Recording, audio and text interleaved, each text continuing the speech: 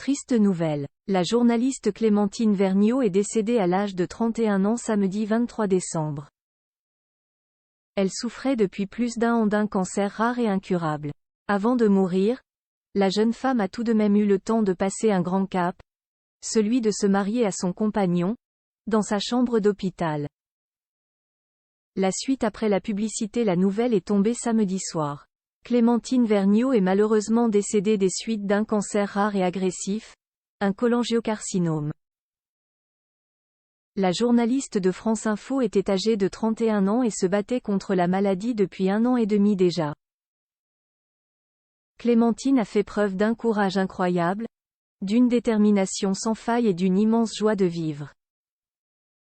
Sa force de caractère et sa lucidité, nous les avons tous entendus dans le podcast qu'elle avait tenu à faire pour raconter sa vie avec la maladie, a souligné la radio, faisant référence au podcast baptisé Ma vie face au cancer lancé par Clémentine Vergniaud pour raconter son parcours. Les hommages se sont multipliés dès l'annonce de sa disparition. Valérie Trierwiller s'est notamment dit profondément triste et a dénoncé une injustice, quand Mathieu Lartaud s'est de son côté souvenu de sa force, son intelligence et engagement. Sur X, c'est également le rabbin Gabriel Fary qui a pris la parole, lui qui nous apprend qu'il avait été désigné pour unir Clémentine Vergniaud à son compagnon, au sein même de l'hôpital où elle était traitée. Je suis bouleversée en apprenant le décès de ma jumelle de cancer à l'instant, Clémentine Vergniaud. Je pense à son mari Grégoire. Elle m'avait fait l'honneur il y a quelques semaines d'assister à leur mariage dans une petite chambre d'hôpital, a-t-il révélé. Un bonheur forcément éphémère et d'ajouter, elle m'avait demandé de chanter quelque chose pour son mariage.